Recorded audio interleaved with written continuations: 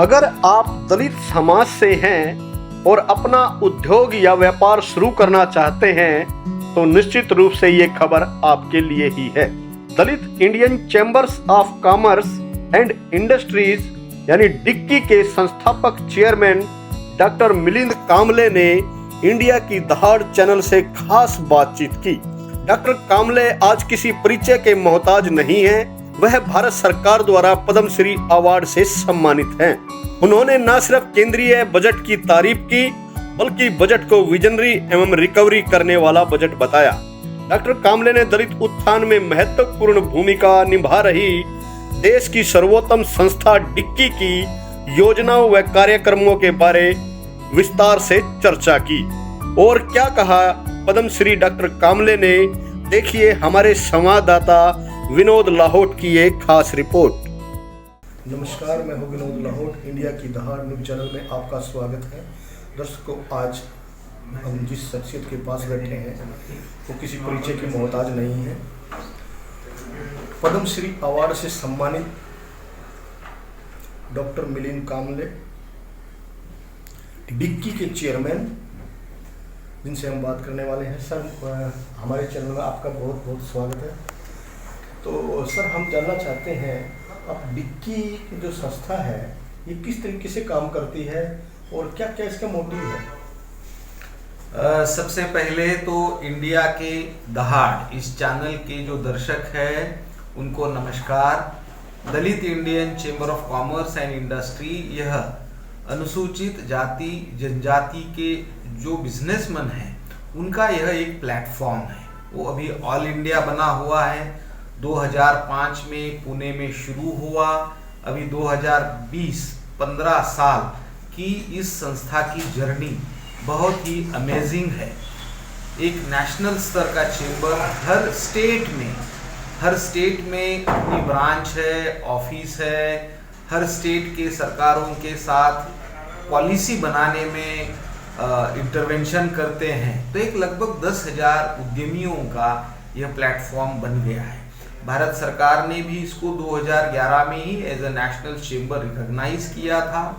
जब भी कभी भारत सरकार हो या राज्य सरकारें हो इंडस्ट्री की पॉलिसी बनाते हैं या इंडस्ट्री के बारे में कुछ नई अनाउंसमेंट होती है, तभी जैसे आम चेंबर है उनको बुलाते हैं, वैसे डिक्की को भी बुलाते हैं। तो एक 15 साल की जर्नी में क्रेडिबल चेंबर यह बना हुआ है, जिसका मेन मकसद है बी जॉब गिवर्स, यानी नौकरी मांगने वाले नहीं ताकि नौकरी देने वाले बनिए। और इसको बहुत पूरे देश भर में अनुसूचित जाति जनजाति के जो उद्यमी हैं और जो उद्यम शुरू करना चाह रहे हैं उनको पूरा सपोर्ट डिक्की की ओर से किया जाता है। सर, जिस तरह से बताया कि 15 साल की जर्नी हो चुकी है, तो इसमें जो है समाज के लिए जो दलित उद्यमी बनाते हैं जिस तरीके से, तो उसमें जागरण के लिए समाज के लिए कि जागरूकता के लिए ज़्यादा से ज़्यादा डिक्की को जाने, तो इसके लिए क्या क्या कार्यक्रम है? देखिए, डिक्की यह एक इंडस्ट्री चेंबर है।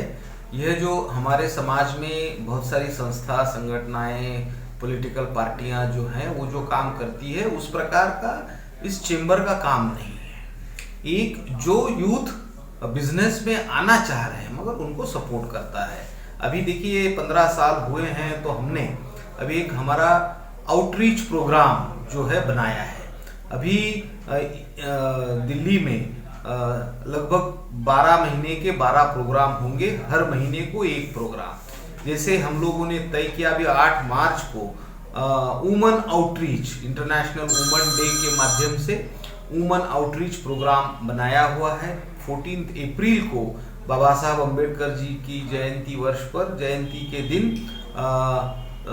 सोशल एंटरप्रेन्योर जो सोशल एक्टिविस्ट है जो काम करते हैं उनको आउटरीच का प्रोग्राम है। और ऐसे बैंकर के साथ स्टेट गवर्नमेंट के ऑफिशियल्स, सेंट्रल गवर्नमेंट के SC ST ऑफिशियल्स से लेके जो बुद्धिजीवी हैं उनके साथ, जो स्टूडेंट है, यूथ है, उनके साथ। तो ऐसे अभी इस साल का हमारा यह कार्यक्रम है कि जो जो उपलब्धियां आज डिक्की ने हासिल की है विभिन्न सरकारों के साथ मिलकर काम करके और जो यूथ उद्यम में आना चाहते हैं उनके लिए जो पॉलिसी सपोर्ट है वो सब लेके हम आउटरीच प्रोग्राम के माध्यम से समाज में जागरण का काम इस साल करेंगे।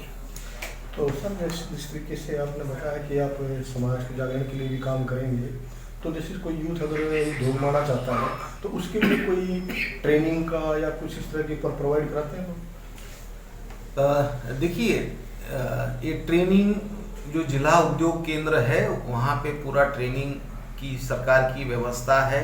निस्बूड है या मिनिस्ट्री ऑफ एमएसएमई के डीआई है, डेवलपमेंट इंस्टीट्यूट, और नेशनल SC/ST हब जो बना है, यहाँ पे सब इस प्रकार के ट्रेनिंग के प्रोग्राम जो है वो सब ऑलरेडी चल रहे हैं। और डिक्की जिनको भी ट्रेनिंग कराना होता है, ट्रेनिंग चाहिए होता है, उनको वहाँ पे उस संबंधित विभाग में कनेक्ट करके उनको मदद करता है। तो सर अभी बजट की बात करें, बजट आया हाल ही में, सेंट्रल गवर्नमेंट का बजट आया है, तो उसमें क्या कुछ दलित समाज के लिए क्या कुछ प्रोविजन है? आप किस तरीके से उस बजट को देखते हैं? देखिए, अभी जो हमारे देश का बजट प्रस्तुत हुआ है, इस कोरोना महामारी के बाद में ये जो बजट आया हुआ है उसको मैं रिकवरी बजट इस तरह देखता हूँ। रिकवरी यानी किस प्रकार की रिकवरी? एक तो हम पूरे इस महामारी से यानी कि हेल्थ सेक्टर से महामारी से गुजर रहे हैं, तो एक हेल्थ रिकवरी जिसको, और आप देखेंगे तो हेल्थ सेक्टर के लिए भी बहुत सारा उसमें प्रावधान किया हुआ है। दूसरा है एम्प्लॉयमेंट रिकवरी, जो बहुत सारे जो लोगों का एम्प्लॉयमेंट गया है तो उसको एम्प्लॉयमेंट की रिकवरी।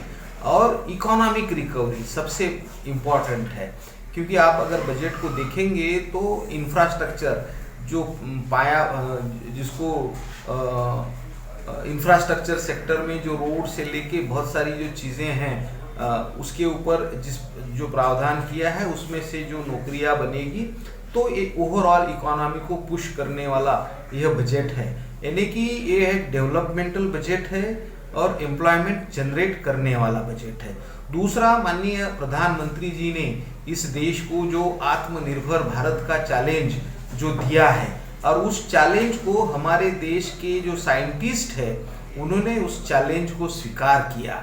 और जिस चाइना ने दुनिया को महामारी दी, कोरोना दिया, मगर हमारे देश के जो साइंटिस्ट है उन्होंने आत्मनिर्भर भारत का चैलेंज स्वीकार किया और दुनिया को हमारा देश दवाई दे रहा है। तो यह कुछ बहुत ही इम्पोर्टेंट चीज़ें हैं। और एक जो वोकल फॉर लोकल जो माननीय प्रधानमंत्री जी ने जो नारा दिया है, लोकल चीज़ों को हमें आगे बढ़ाना है। आप देखिए, ये N95, PPE किट, ये सब नाम तो हमने कभी सुने नहीं थे। जब ये कोरोना आया तभी हमने ये नाम सुने। और फिर मैं ये कहूँगा, जो आत्मनिर्भर भारत का चैलेंज हमारे देश के जो SME हैं और उद्यमी हैं उन्होंने वो चैलेंज स्वीकार किया।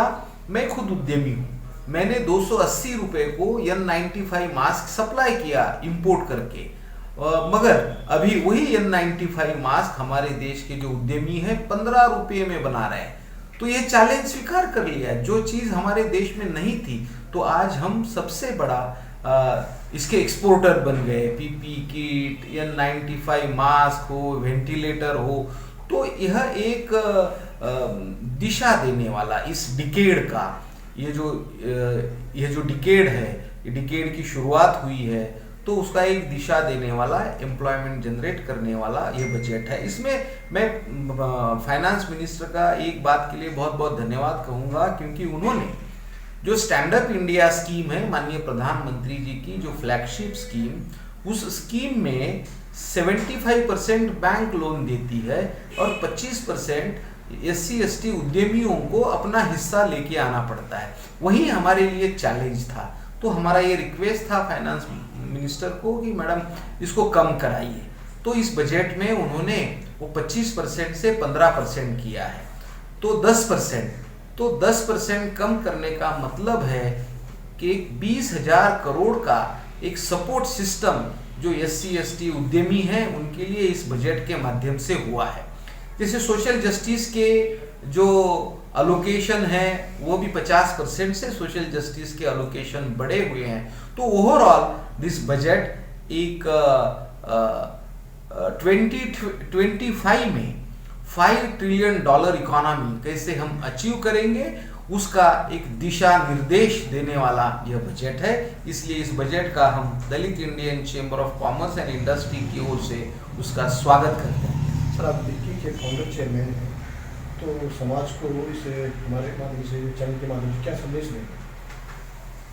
देखिए, आपके चैनल के माध्यम से जो भी आपके दर्शक हैं उनको मैं यही कहूँगा कि देखिए, जैसे प्रधानमंत्री जी ने आत्मनिर्भर भारत का नारा दिया है और वोकल फॉर लोकल, जो यहाँ बनने वाली चीज़ें हैं उसको आप खरीद करिए, उसको मार्केट दीजिए। तो मैं यही कहूँगा कि हमारे देश में मैन्युफैक्चरिंग सेक्टर हो या सर्विस इंडस्ट्री हो या ट्रेडिंग हो, इसमें अपार संभावनाएं हैं। तो इसका आप उपयोग करिए, खुद का उद्यम शुरू करिए, क्योंकि देश में अनुसूचित जाति जनजाति के युवाओं को this is the best and right time to go for startup, क्योंकि एक कंप्लीट इकोसिस्टम जो है, जो इकोसिस्टम बनाया हुआ है, जिसमें मैं 3M का हमेशा उल्लेख करता हूं। तो फर्स्ट M जो है वह मार्केट, 4% खरीद का प्रावधान किया हुआ है, वो मैंडेटरी हुआ है। दूसरा मनी, मुद्रा से लेके स्टैंड अप इंडिया से venture capital fund, credit enhancement guarantee, इस सब में 50,000 से लेके 15 करोड़ का सपोर्ट सिस्टम बनाया हुआ है। और तीसरी बात, SC/ST उद्यमियों के लिए जो मेंटोरिंग की आवश्यकता होती है, एक तो डिक्की वह मेंटोरिंग का काम कर ही रहा है, मगर उसके साथ में जो नेशनल SC/ST हब बना हुआ है उसके माध्यम से भी यह मेंटोरिंग का काम हो रहा है। तो एक कंप्लीट, जिसको इकोसिस्टम हम कहेंगे, और एक सरकार की ओर से इंस्टीट्यूशनल सपोर्ट सिस्टम वह इस देश में बना है। इसलिए this is the best time for youth to go for startup. बस यही मैं कहूँगा। बहुत बहुत धन्यवाद। Thank you very much. ये थे डॉक्टर गोविंद कामले जी, डिक्की के फाउंडर चेयरमैन, जिन्होंने डिक्की के बारे में काफ़ी कुछ बताया और बजट पर भी अपनी प्रतिक्रिया देते हुए बजट को एक रिकवरी बजट बताया है। तो समाज से भी इन्होंने अपील की है कि डिक्की की जो योजनाओं का जो लाभ उठाए और जीवन में आगे बढ़े। आपको हमारी वीडियो कैसी लगी? लाइक करें, शेयर करें और कमेंट जरूर करें। धन्यवाद।